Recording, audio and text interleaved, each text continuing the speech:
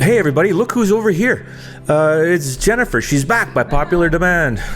I'm Craig Koshyk. This is the Hunting Dog Confidential podcast, and I'm Jennifer Wapenski, special returning guest host of the Hunting Dog Confidential podcast.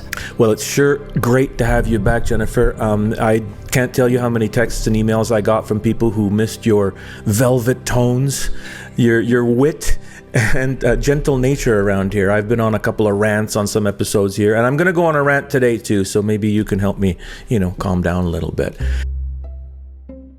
You got to steer that ship. You know what? We're like a kite. I'm the kite, you're the string that holds me down, right? Without each other, we're useless, right? Isn't that the way it goes? I think it is. So listen, we decided to put this episode together relatively quickly because just yesterday, I believe it was, or late last night, Project Upland published the second in a series of articles that I wrote about dog shows. The very first article was about the history of dog shows. The second part of my article on basically dog shows, and especially how they relate to hunting dogs, was published just late last night. And boy, oh boy, this morning I woke up to 100 different messages and emails, and now I'm looking that post has been shared from your platform, from the Project Upland page, as well as my own Facebook page to a bunch of other people. And the comments have been fantastic, both pro and con. Some people think I'm crazy. Some people think I'm completely nuts. Other people have supported my position. But what I thought we should do today, Jennifer, is just go over some of the finer details that we couldn't fit into an article, as well as maybe clarify some of the things that if I were a better writer wouldn't need to be clarified at this point. But it seems that there are certain points that I just didn't make strongly enough or convincingly enough, and that there were other portions of the article that have been slightly misinterpreted by some people that they perhaps I just didn't explain it well enough. So let's take this opportunity to take a deep dive into the dog shows today and into what I wrote in that article, what I claimed about dog shows, and my solution to maybe going forward with them. Shall we? Sounds good. Well, Craig, we're not ones to shy away from controversial topics, but let's just dive right in. So what is your position on the dog show? Well, let me also clarify that I'm Canadian, so I am shy about picking bones with people. I am very meek and mild-mannered, but no, I do have strong opinions about dog shows, both for and against. I actually kind of like dog shows. I think they're pretty cool. I go to them, as I mentioned in the article. I go to them to watch some of the dogs because I just like dogs, right? And I especially like Italian greyhounds, which tend to shine at shows. I love looking at whippets, and if I see an Irish waterhound or water spaniel, I'm over the moon. So I do enjoy going to shows. I've met a lot of show people. They're fine people. I've had a lot of fun with them, some great discussions with them, and I hold no grudge against shows per se, in terms of how they're structured, in terms of how they're run. They ripple the local economy. My goodness, there are millions of people around the world that absolutely love dog shows, and good on them. It's a great activity for everybody, for the whole family. So I'm not against shows or any organization that organizes them. And that's one of the things that I noticed in some of the comments. Some folks took my article as an attack on a particular show platform or a particular organization or kennel club. And I had no intention of doing so. Some pointed out the AKC. Well, I'm in Canada, so for me it would be the CKC. And I really was talking about shows around the world. And that's actually one point that I think I should clarify at this point in the discussion about dog shows. In the article, I wrote that in certain countries, they actually get right to the point, okay? In France, when you earn a show title, you earn a champion de beauté. You are called a beauty champion. You're not called a show champion or champion at all. You're called a champion de beauté. In Italian, you are campione di bellezza, which is beauty champion. Now, they also have different regulations. You can't actually earn that title unless you also have a title in the field. It's the same thing with a field trial championship. You can't actually earn a title of a champion of field trials or work champion in some of these countries unless you earn a title in the show ring. So they kind of cover both bases. Nevertheless, their shows are still structured on this idea of conformation and standards. And I'm going to get into standards and conformation as they apply to hunting dogs in a minute or two. If you move a little bit west of there, you're in the UK, in England. And the Kennel Club in the UK, they run shows, they run field trials, and they make a differentiation. You can become a champion in the show ring, but your championship title will have the letters SH in front of it. So everybody knows you are a show champion. If you then have a FTCH in front of your champion, well, everybody knows that you are now a field champion. One of the main issues here in North America, the CKC and the AKC, now other organizations, I won't get into them just at this point, but the main ones, the AKC and CKC, it's just CH. It's simply CH, meaning champion. And that can and has led to some confusion among hunting dog enthusiasts. Sure, it implies best. And my main issue is that I get a lot of emails coming in and people texting me, newbies to the hunting dog world, and they're looking for a hunting dog. And what's more impressive than somebody coming up to you and saying, I have this dog of a hunting dog breed. I mean, this is my breed of choice. It's the XYZ pointing breed, or it's the XYZ retriever. I love the retrievers. I love the pointing breeds. I want to get one of these breeds because I saw it in a book. And right down the road, there's this person with these dogs that have, just look at all the championships in their pedigree. Must be a good pedigree. Well, slow your horses there. Maybe they aren't. I mean, there are some show champs out there from long lines of show champs that are fantastic field dogs, but that's not necessarily your best route to finding a good solid dog that's going to hunt for you. So there's that issue. First of all, here in North America, we're at a little bit of a disadvantage in that we're not clear on what we mean by champion. In other countries, it's a little bit clearer, or at least a little bit more explicit. My main argument against the show ring and the show system when it comes to hunting dogs is this. Show people, show organizers, people who write standards, people who adhere to the standards and really, really believe in standards, make certain claims for which they have a lot of evidence, for which claims they can back up. Somebody who says a dog must conform to the standard is correct, saying that in a show ring we can make sure that that dog is the right color. They're correct when they say in a show ring we can make sure more or less that it's the right size. A lot of show rings will actually measure dogs, some don't, but okay, we can eyeball it within certain limits. I'm not a judge of dogs. I don't know what a noble bearing is. I have no idea what aristocratic means or a kind eye, but I'm sure that, experienced judges could probably write it out and explain to me what those things are. Fine, I'll trust them on that. The issue, especially with hunting dogs, comes down to things like structure. It comes down to bones and muscles and angles and how this Lego piece fits on that other Lego piece in this moving, living, breathing body that is meant to do a specific job. Now, there are parts of it that we can do, right? The conformation standard for a Brittany requires that it be of a certain size, and that is important for the Brittany because for a long time it's been identified as a dog that is a maximum of qualities in a minimum size. There is speculation that it became very popular in the 50s because it was smaller than all the other dogs. People were getting cars for the first time in the 50s, especially in Europe after the war. Lots of families, finally we can afford a car, we can take the dog out hunting, but it's a tiny little French car. Well, that big old brack Grandpa had, he ain't going to fit in there. So, great. So there is a purpose to the size of a Brittany. There's a purpose to the size of a Borzoi. It's a wolf hound. It needs to be able to tackle a damn wolf. Okay, so it needs to be big. So certain aspects of the conformation that we can judge in a ring have an application in the field. But I'm going to talk specifically about pointing dogs here because that's kind of my lane. When it comes to what a pointing dog does and how it actually does it in the field and how its body allows it to perform it at the highest level, or at least at a level that is satisfactory to the majority of hunters, well, there's a lot of bone and muscle and heart and lung and structure and angles and sockets and all that sort of stuff, that there's a lot of moving parts. And none of those moving parts can really be evaluated in a show ring in a couple minutes by watching a dog trot at the end of a leash, which is usually held very, very tight to make sure that they got this extensive reach. And therein lies the rub.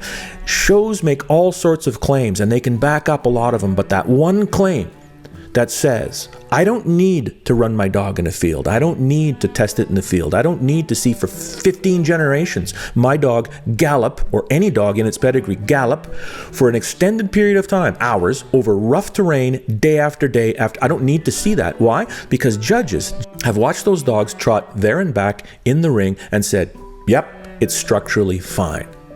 That's my main beef. And I would like anybody on the show, side to kind of explain to me how they would do that. How would you determine if this Arabian horse is able to go over all of those hurdles, or is able to win the Kentucky Derby just by watching it canter or walk? So as a point of clarification, it sounds like you would agree that conformation itself is very important to a dog's performance, a dog's longevity, a dog's health over its working career, but that a dog show may not be the best way of evaluating that conformation as it applies to its working career? Bingo! I should have had you when I, sitting beside me while I was writing my article, because that is exactly it. I'm a hunter. I'm not a field trialer. I don't really do many NAVDA tests or anything. I'm just a hunter. And I write my books, I write my articles from a hunter's perspective. Why? Because so much has been written about all of our breeds of hunting dogs from the other side. There's way more show-oriented people and non-hunting people in the hunting breeds than there are hunters in a lot of the hunting breeds. I mean, you look at a breed I started with, the Weimaraner, it's 99-1 in terms of, 1,000-1 in terms of how many non-hunters there are to hunters. And so a lot of the stuff that's been written about that breed and a lot of other breeds has been written from that other side. Wonderful people, great books. I got a library full of them. So I have no problem with those books. It's just that the voice of the field-oriented people, the hunters, has never been really out there in the mainstream. And that's one of my things that I want to do. And yeah, that is exactly the point. That we agree. I agree. As a field-oriented person, I agree with every show person out there that says a dog must be built correctly in order to perform its job correctly, or to the highest degree that it can. We are 100% in agreement on that. I also agree that a Brittany should look like a Brittany. It should be a certain size, it should have a certain coat, it should have, whatever, a noble bearing or whatever they say. Sure, fine, I'm good with that. I love the look of a Bracco Italiano, and I would be very sad to see all of a sudden them not looking like that. There's just something cool about every single breed. I want them to look like what they're supposed to look like. We agree that conformation is important. Where we disagree is how do we actually go about saying that, yep, that dog right there has the proper conformation. Jennifer, you're an engineer, right? You design a particular product, or somebody says, I need this wing to not fall off this airplane, or I need this wheel to stay on the truck. You evaluate that, right? You don't just sort of eyeball it. Can you talk to us a little bit about how structure and how sort of people come to a determination that this is better than that and we should build it this way and not that way? Sure. It's data driven, and you have to start somewhere. You start with science, you start with a hypothesis, hey, is this the right way to do it? But it's not enough to just do an analysis. You also have to collect data from the field to prove or disprove your design that you came up with. So you come up with the best that you can on paper with analysis, and then you put it to the test to see if your design, to see if your work held up. And so I think, as applied to coming up with sort of the ideal structure for a dog, there's a lot of things that you can theorize about how legs should be angulated, about how bones should be attached to each other, but without being able to apply that in the field, and not only to say, can the dog run fast and do what it needs to do, but is that dog at 12 years old still in the field running fast, or was something about that dog's conformation impeded its longevity? Is there as an engineer, is there a fatigue issue at play where something didn't allow that dog to perform at a high level for as long as we would have liked it to? So to answer your question, it's very data driven, and that data has to come from both pen and paper and real world application. Again, I wish you were here when I was writing that article, because that is an absolutely fantastic point that you just made there. It is data driven. And if we look back at the history of not just dog shows, dog standards, we realize that a lot of that stuff is, now, excuse my French here, but a lot of that stuff was pulled out of people's keisters. They just invented it whole cloth. I mean, the very first standard that was ever made the very first standard that was ever created was in the late 1800s by Stonehenge. Actually, it was a pointer named Major, after he saw it wasn't even a photo, it was an engraving published in the Field sometime around 1885. He saw an engraving of a dog named Major, and it was a pointer, and he fell in love with that dog. He thought, wow, this is a fantastic looking dog. That, to my eye, is a pointer. That is the pointer. And so he wrote a standard. He said, a dog should look like this. And the closer it gets to looking like that, the more points it will get. So it would get 10 points, maximum 10 points for having a head like that. The tail was 8 points, the legs were...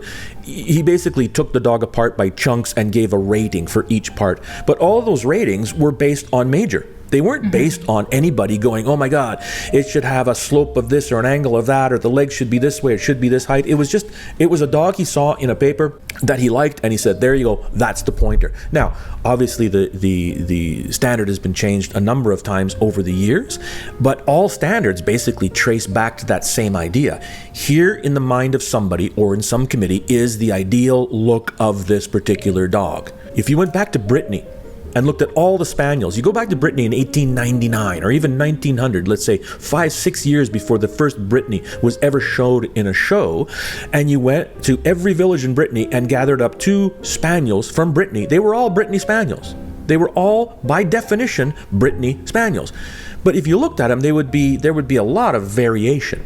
Well, at some point, somebody went, no, that guy right there, that's the one. That's how they're supposed to look, even though not all of them looked like that, not even close. Your own breed, the Deutsch Langhaar, I believe the standard was written based on one single dog, wasn't it?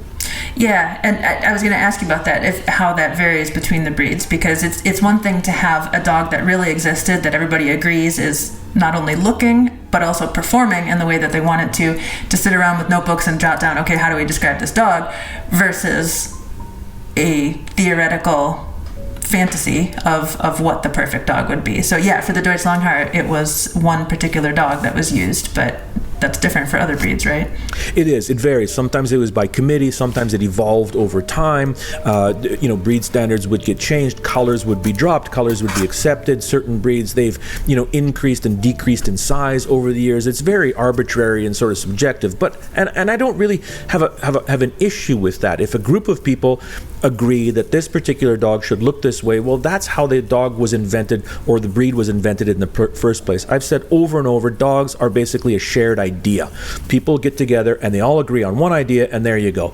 If they put it down on paper and say that this is the standard, fine. I'm okay with that. Again, the line comes at that idea of evaluation, of evaluating the underlying biomechanical structure of this dog. Some show breeders make that claim that the show ring can assure any purchaser of a puppy or anybody looking at the breed, a show ring can assure that this is a quality animal as it pertains to its biomechanics as a hunting dog. I say nothing about its personality. They're wonderful pets. I say nothing about how cuddly they are or how beautiful they are. In fact, I do. They're gorgeous. I see some of these dogs. They're fantastic looking. I'm talking strictly about the biomechanics that underlie this dog's basic mission in life. And for pointing dogs, running fast, running far, running for a long period of time on uneven ground, switching directions a lot, and slamming on point. For the versatiles, add water. Add tracking, add all those other things that this dog must be, add killing coyotes, add killing foxes in there, add, staring down a boar or running after roe deer, add all of those things, and you've got a job description that requires a very specific set of angles and muscles and tendons and bone and heart and lungs, and the show ring ain't the place to do it.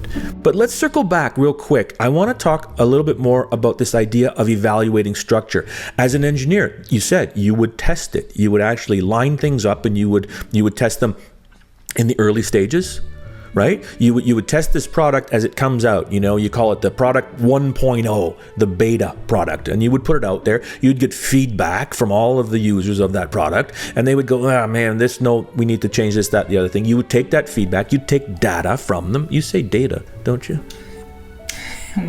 south of the border, All we right. say data. Yeah. Tomato, right? So you would take all that data and you would then evaluate that, and then you would launch the product. It would go, and then you would continue to take data afterwards for years, and then you would even before that, you would take that first beta run, and then you would do what shipbuilders call a shakedown run, right? You would test it in a particular way and see what rattles, see what falls apart, see what just breaks apart early on, fix it, and come back, go back to the drawing board and go from there.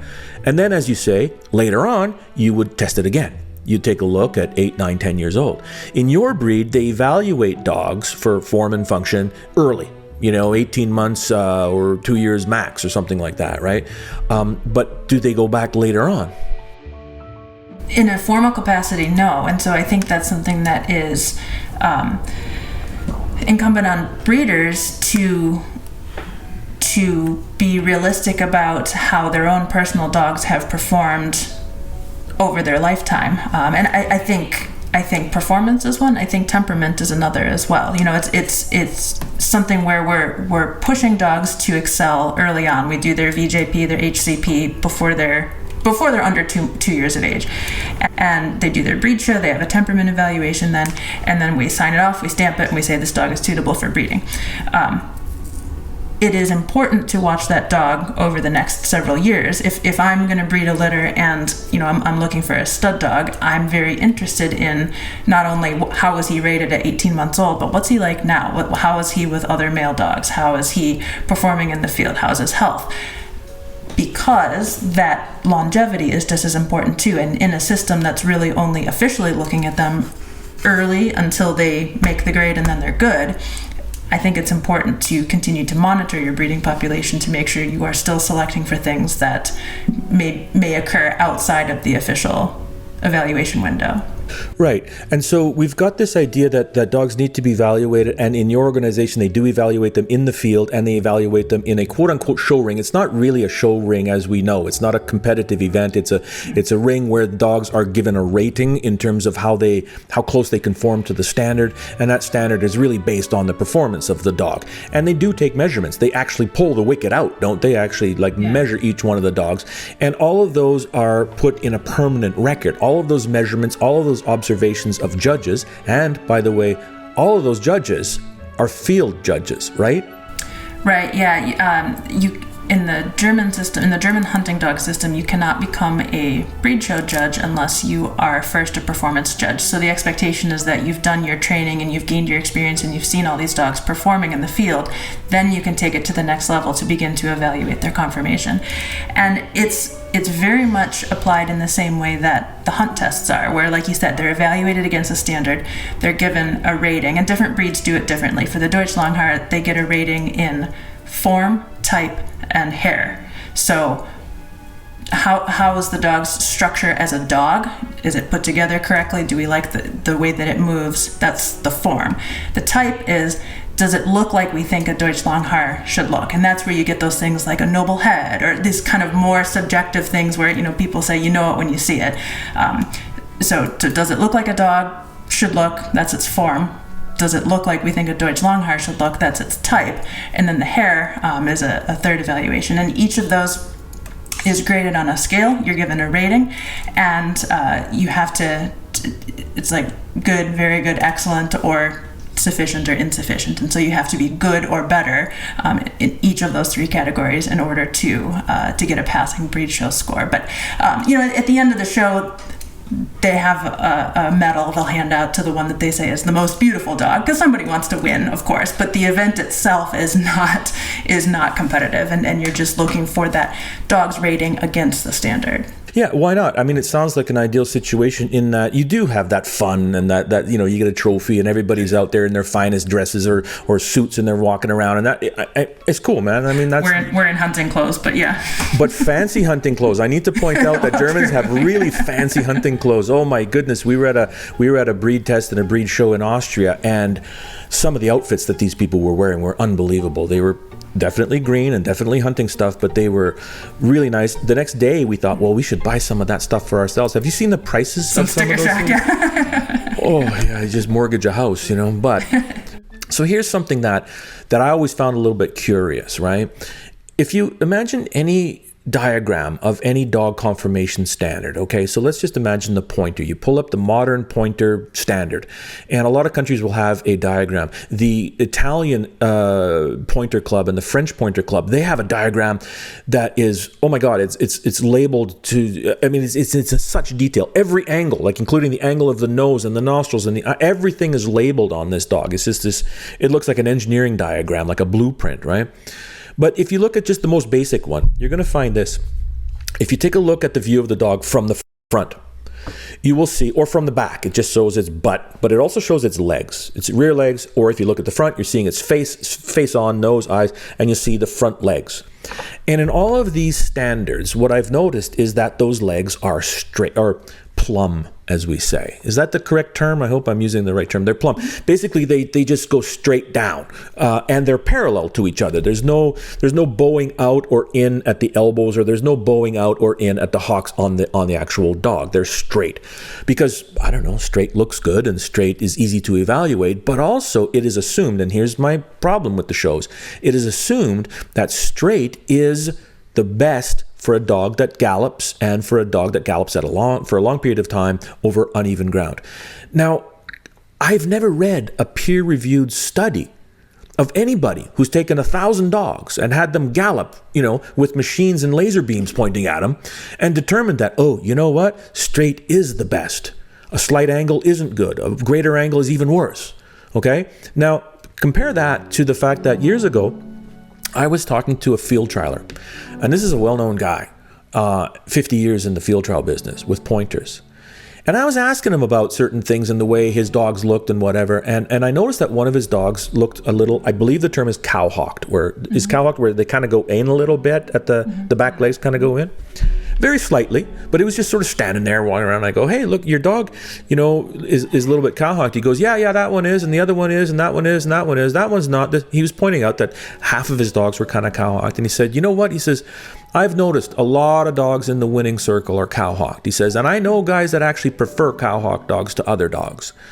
He says, I don't know what that says, or if it makes any difference, but a lot of cowhocked dogs do a lot of winning. They seem to be able to run faster.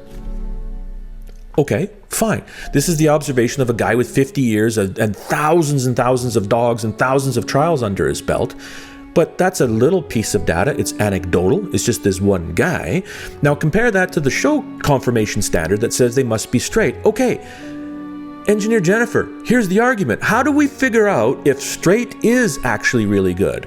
Or if a slight cowhock is good? And if it is a slight cowhock, is it 1 degree, 2 degrees, 5 degrees? How much? How much is good? How much is too much? How do we go about doing that?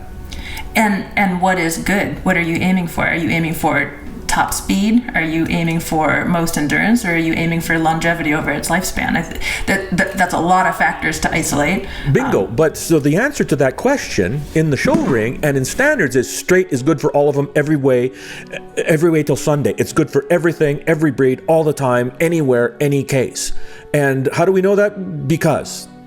And it's not limited to dogs. I am dabbling in sheep breeding, and I've been reading sheep breed standards, and yes, same problem. I've got knock-kneed sheep out there, and the standard says they need to be straight. So yeah, straight legs is a common theme across the board, regardless of your species. And this is just a guess. I hope somebody listening to the podcast comes and clarifies this to me and proves me wrong. But my guess is, again, pulled from the keister is my guess on this one. I just think straight looks better. Straight makes sense, to building a building, and those Greek columns, they're straight. I mean, straight is usually better. It's more solid. It's more sturdy. I don't know. But I'm not a mechanic. I'm not a car guy. But I do believe, and again, I will stand corrected if somebody corrects me, if you look at a truck or at a car or any vehicle on 4 wheels, the wheels will appear straight, but they're not actually. There is a slight, I guess they call it a cant, or something that like wheels, like the actual wheels on your vehicle are not quite exactly, perpendicular. And you may adjust that depending on your goals for your vehicle. If you're looking for higher performance, better handling, higher top speed in a straight line, right? So yeah. I guarantee you that some of the very first race cars had perfectly straight wheels, straight up and down. And when they started losing to the ones that had slightly canted, in other words, it was tested. It was tested on a racetrack. It was tested in a wind tunnel for airplanes. It was tested. I mean, some of these early airplanes, they look like birds. Why? Because birds fly. So if it looks like a bird, it must fly, right? And so when we look at dog standards, I get that feeling. I get the feeling that we haven't really advanced in dog standards since about 1885 or 90, when Stonehenge wrote about Major. Basically, here's a good-looking dog. This looks good to my eye. It must therefore be good in the field. But we don't have the data. There's no data. No show breeder I've ever spoken to could ever say to me, oh yeah, go look at these books of studies. Go look at all these peer-reviewed research papers that say that this, what we claim in the show ring in terms of structure, is good. In my article that I published, I talked about the 45-degree shoulder, which, everybody thought was gospel for years and years. 45-degree shoulder angulation, or whatever it's called, layback. I don't even know the term of it. And then finally some, science nerd figured, okay, I got some cool new lasers and machines. I can watch dogs' bones in motion as they trot or walk or stand. I'm going to do that. And they were shocked to find that, no. The ideal one, the dogs that were the easiest to move, the least amount of pressure on their other joints, the least amount of weight going on every foot when they put it down, is when that shoulder's at 30 degrees. Okay. So everybody did a bit of a 180. Went, okay, yeah, let's forget the 45 degrees. We're going to change that to 30. They were at least open-minded enough to say, okay, the data came in, let's switch that. Well, what if the data came in that somebody with $1 million decided to test a bunch of dogs and decided, you know what, yeah, cow hawking, yeah, a little mild cow hawking, that's actually a good thing. Would they change the standard? I don't know. Probably not, because straight looks so much better and it's so much easier to evaluate. Again, let's just circle back to exactly why we started this. I am not against dog shows. I think anybody who's into them, do it.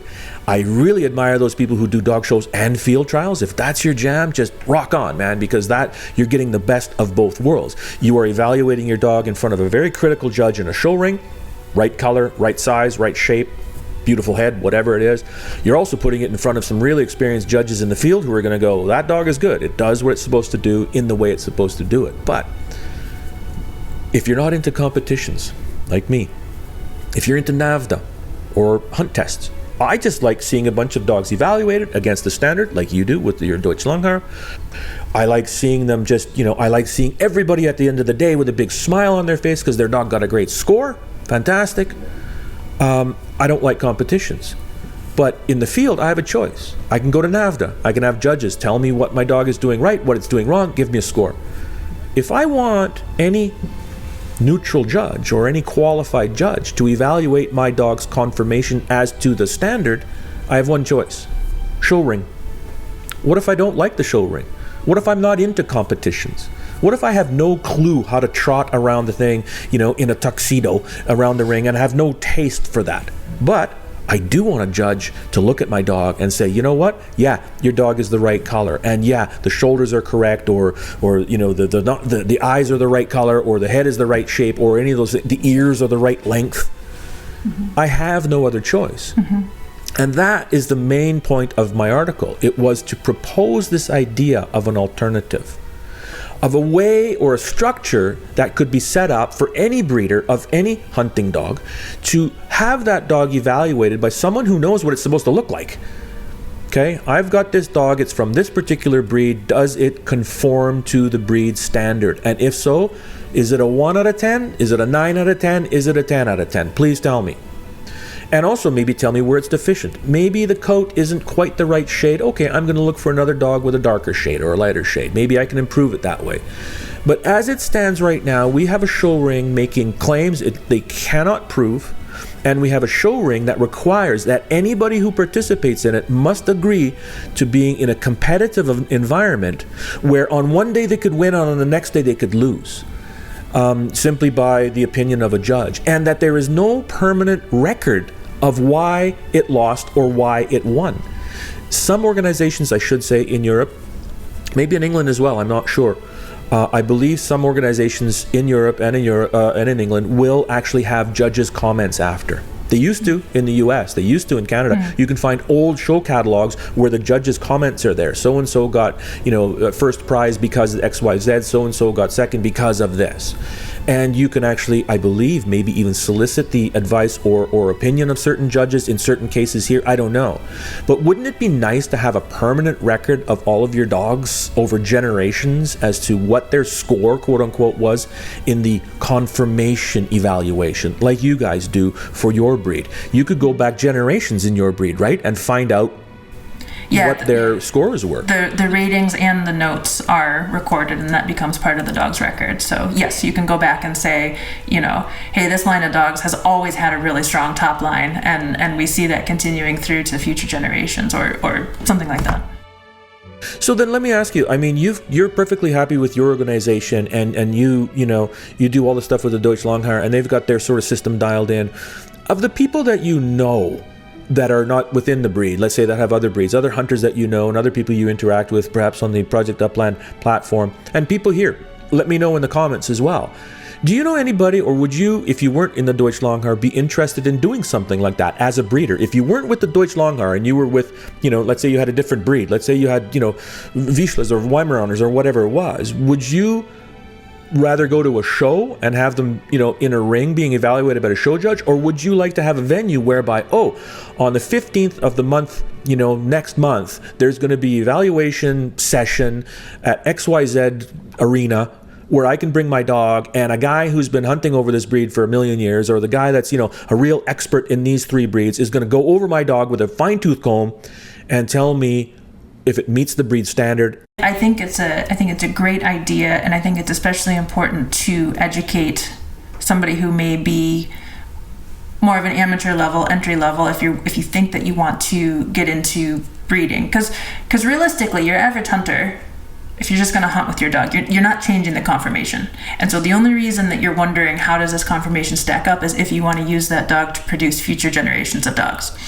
And so now you're talking about breeder education. Is the breeder familiar with the standard? And how are we helping the breeder to learn everything from, what can you assess at a puppy when you stack it at 7 weeks? What do the legs look like? Is that important? Is that going to change? There's a lot to learn between how a dog looks at that age and then what they look like as a mature dog. And there's a lot to learn when you're looking at mature dogs. What should I be looking for? And so, I think it's a great idea to become educated through whatever means possible as to what your breed standard is and why, what matters. Some things are subjective, some things are more preference-based as far as noble heads and that sort of thing. But some things really have an impact on that dog's longevity and performance over a long time. And so, yes, educating breeders, having a desire to become educated if you are interested in using your dog to produce future generations of high-performing, long-living, long-successful hunting dogs. That is incredibly well said, Jennifer. Thank you for that, because it really does come down to the crux of this entire matter. And it goes a little bit deeper than my article could. We didn't have space for everything I wanted to say, and that's one of the reasons I wanted to do this podcast. The key word in what you just said is hunting dog. Is your goal to produce a hunting dog, a healthy, friendly, good-looking, well-conforming hunting dog? Is that your goal? Unfortunately, in my experience, I have seen that there are too many breeders that breed dogs that are within an overall hunting breed. The breed is traditionally known for its hunting abilities. It's traditionally been used for hunting, but there are a lot of breeders in that particular breed that do not hunt. And many of those non-hunters, they use the show ring to evaluate their dogs. And as I've mentioned, the show ring can evaluate your dogs. It can tell you if it's the right color. It can tell you if it has a noble head, a regal bearing, or whatever those super subjective terms are that they use in a lot of standards. Yeah, a show ring can tell you that. But in a show ring, there is very little to learn about that dog in terms of how it is able to actually do the job for which it was bred.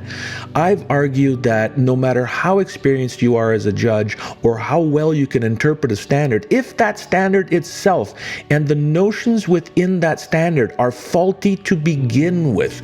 In other words, there's a lot of stuff in every standard that says that the elbows and the legs and the feet and the this and the that, a lot of the biomechanical parts of the dogs should be this way or that way. But do we really know if those statements are true? Do we really know? Do we have the proof? Do we have the data to back up those statements? I've never seen that data, and who knows, some of them might be absolutely valid. I'd be willing to accept that, but I'm not going to accept all of it until somebody can prove to me one day that a really experienced person can watch a dog trot or walk for a few seconds in an inside hockey arena in the winter or outdoors on a nice piece of grass, and then therefore say, you know what, yes, that dog has the structure that is appropriate for galloping long periods of time on rough ground, of turning on a dime, of stopping on a dime, of tackling a fox, of swimming across a marsh, of doing all of those things we need our dogs to do. And so, to my mind, the show ring is not the ideal place to evaluate certain aspects of hunting dogs. Now, add to the fact that a lot of non-hunters use it to justify their breeding programs. And even then, I wouldn't have a problem, really. I wish they would hunt with their dogs because that's what they're for. But if a person chooses to have a dog from a hunting breed, and they happen not to hunt, but they can give that dog a long, healthy, happy, active life doing other things, well, I guess I could accept that. Okay, fine. Here's where I need to draw the line, and here's where I, as a hunter, want to speak up for basically what is the minority voice in a lot of breeds. Let's face it, there are hunting breeds out there where hunters are in the minority, and hunters are already in the minority in our society. Only a few million people in the US actually hunt. I mean, you know, out of the 300 and whatever, North America, let's take Canada and the US combined, and we might have 350, 60 million people, something like that. Well, we might have 15 million hunters. I'm not sure of the numbers.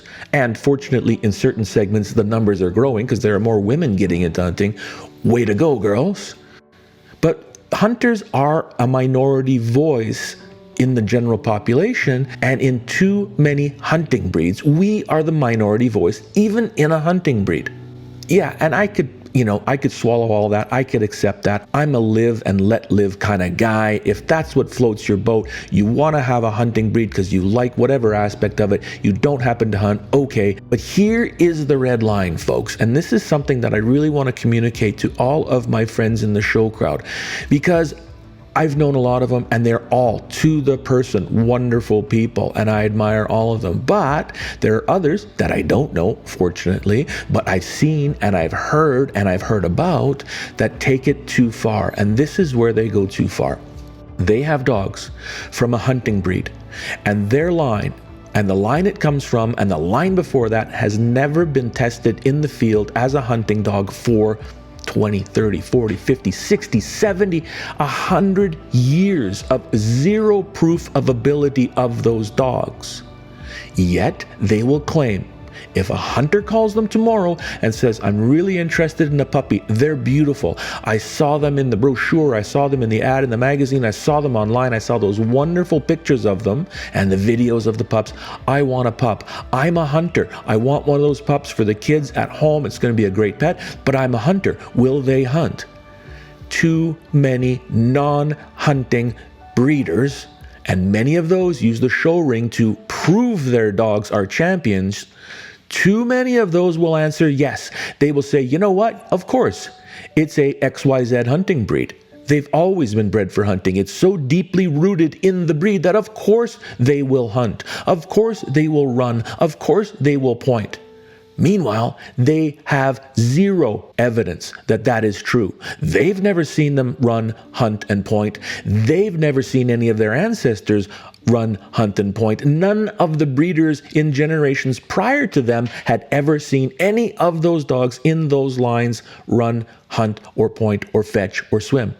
So they are simply peddling lies. They are being dishonest. To a hunter like myself, this is fraudulent activity. It is simply lying about your line. And ironically, a lot of the breeders who actually tell hunters their dogs will hunt without any proof don't even realize they're lying. They're actually saying it in good faith. Why? Because they've been in the show ring and a judge has told them that, yes, your dog has what it takes to be, or is structured, or has the conformation, or is close enough to the ideal of the breed standard that, yes, it should be a good hunting dog. And every generation before that, judges said the same thing. So they can roll out that piece of paper with all of those champions in it and say to a potential buyer, well, yeah, look at what all these judges said to me, and look at what I've strived my entire, career with dogs to do. I am justifiably proud of them. They're wonderful pets. They're great looking. And all the judges told me that these dogs are exactly what they're supposed to be according to the conformation standard. But at the end of the day, it doesn't really matter if this is a blatant lie or outright fraud, or it is simply a misunderstanding on the part of the breeder about what really goes into a hunting dog and how you really need to keep a keen eye on the performance aspects of those dogs by testing them in the field, by trialing them, by hunting over them above all. It doesn't matter. The results are the same, and the consequences can be devastating. And that is another big difference between those breeders who hunt over those dogs and those that don't. To a hunter, the relationship with his or her dog is indescribable. Yes, I understand. Every breeder out there who's breeding dogs of a hunting breed who doesn't hunt, well, I understand that they love their dogs deeply. I understand that their dogs are a massive part of their life, of their identity, of their family, of everything. But you take that up about 10 notches when you start hunting with a dog. There is something magical, mystical, spiritual about engaging in the activity of hunting with a hunting dog. It cuts to the core of a hunter. Their dogs, in a lot of ways, are more important than anything else in their family. So, if you get a good dog, well, that entire relationship is elevated to the nth degree.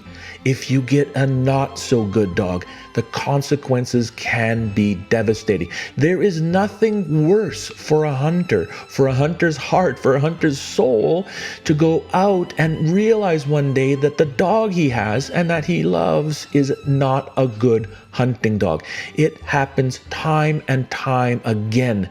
And the main culprit in all of this is a system that rewards dogs within a hunting breed for things that they do not do, for things they do not have, for things that they cannot prove in the hunting realm.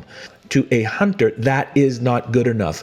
A hunter will be spending some of the most precious moments of his or her entire life in the field with the dog. If that dog is a disappointment to them, well, that is devastating. It is soul crushing.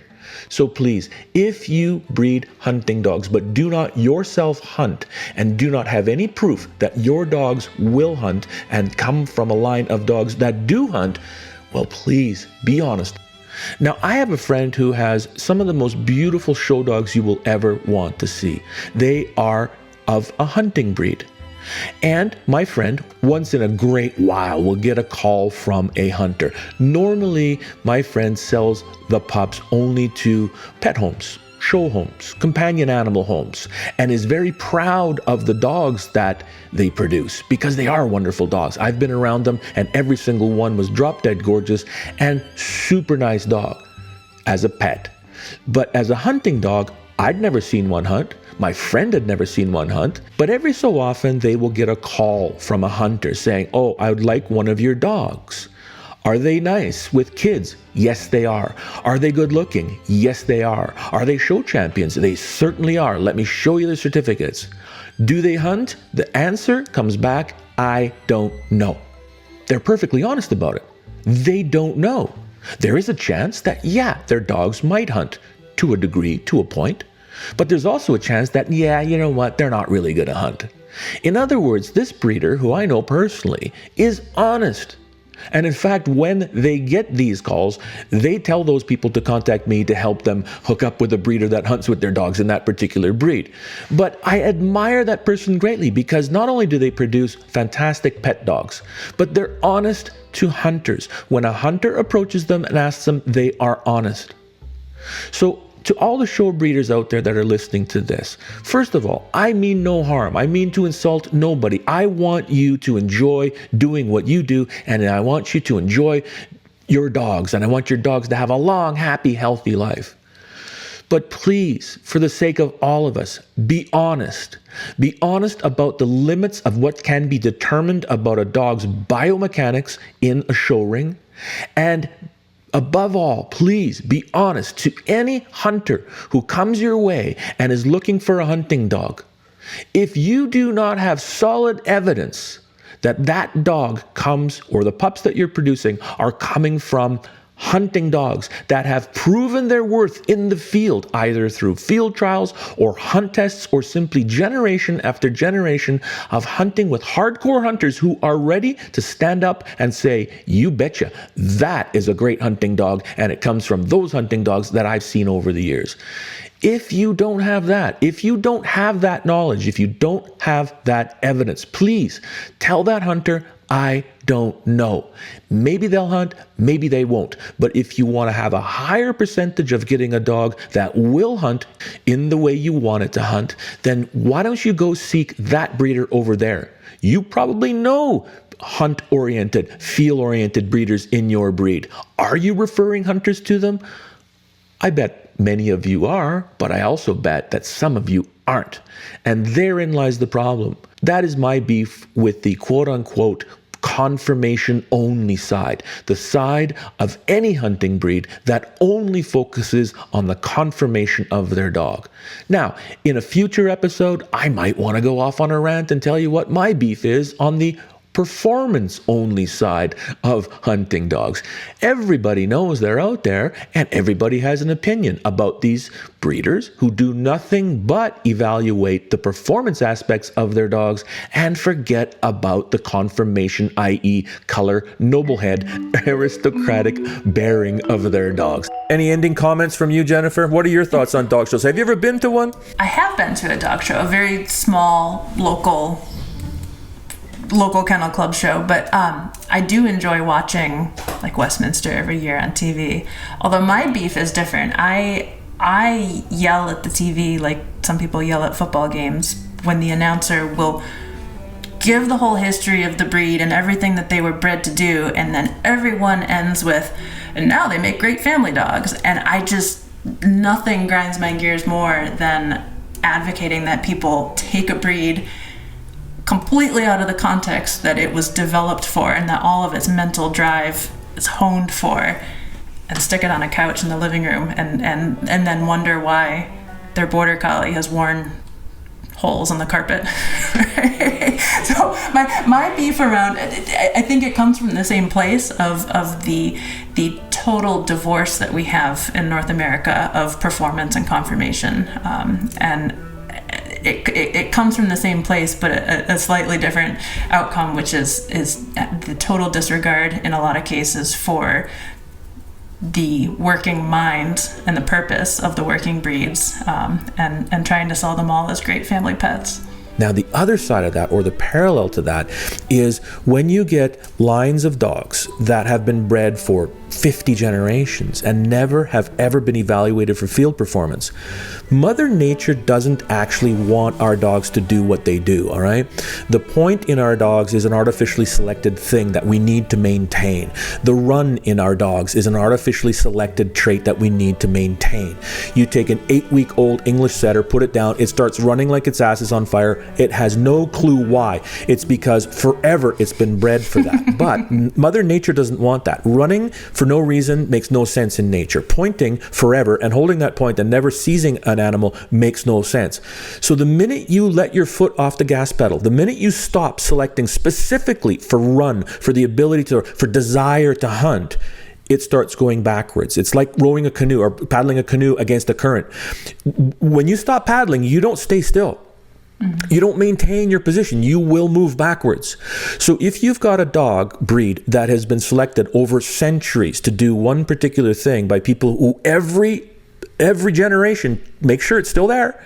Do they still run? Do they still point? Do they still run? Do they still point? They will. They'll continue that. But you need to keep doing that. And the minute you stop doing that, you go backwards. And so you'll find breeds of dogs, lines in certain breeds of dogs that have not been evaluated for run and point or other aspects for 50 generations. And those dogs will have no run and no point and no hunting desire. And instead of selling that high energy dog to a pet family who is disappointed because the dog's bouncing off the walls, you have the opposite. You have a dog billed as a hunting dog from a long line of champions, quote unquote. It's a hunting dog. It's a hunting breed. Of course it's going to hunt. And then it doesn't hunt. How many times have we all seen this as hunters here? And I have to underline this for show breeders who do not hunt. They cannot understand the disappointment. They cannot understand the level of disappointment and sadness that will just grip the heart of a hunter when he realizes at age 1 or 2 that that dog he spent a bunch of money on and that he has fallen in love with and that the kids adore and the wife adores and everybody loves that dog, when he realizes at age 1 or 2 that that dog as a hunting dog sucks. That it just lacks the ability to do anything that he wants it to do, or that she really intends for that dog to do in the future. That all of a sudden it dawns on them that, oh my God, I've got a dud. That in my mind is just as deep and affecting problem as the one that you mentioned, where a high octane dog from a high octane hunting breed is put in a pet home. So in conclusion, after all that, I think we can agree that performance and conformation are inseparable. They're inextricable. They're both important. And we need to have an effective way of measuring them that is less subjective, more data-driven, and ultimately looking at are these conclusions producing the dogs that we want to be producing? Bingo. Field side, show side, they sling way too much mud at each other when in fact they agree on 90% of it. In terms of conformation, it is important. It's important for the longevity of your dog. It's important for just enjoying it because it's a good looking dog. It's important. But the main part where they disagree is how do you actually evaluate the nuts and bolts of the biomechanics of a hunting dog? That's where they are at loggerheads. And I come firmly down on the side where you got to test it. You can't just pull stuff out of your ass and expect it to be true. That's where I'm at. That's the conclusion that I'm going to draw. And that is not being very polite. It's not being very Canadian, but what the hell? I'll just apologize and make it all go away, right? Listen, Jennifer, it is so great to have you back. I'm thrilled to have you back as a once-in-a-while pop-in guest star. Yeah, whenever you need a little boost in your ratings, I'll come on and say my piece. Or, as in today's case, whenever I need to be held back a little bit and told to calm the hell down, you're the one to do it. So thank you very much for sharing this time with us and with me on the episode. I'm looking forward to the next one. Me too. We'll talk soon. Okay. Bye-bye. Bye-bye.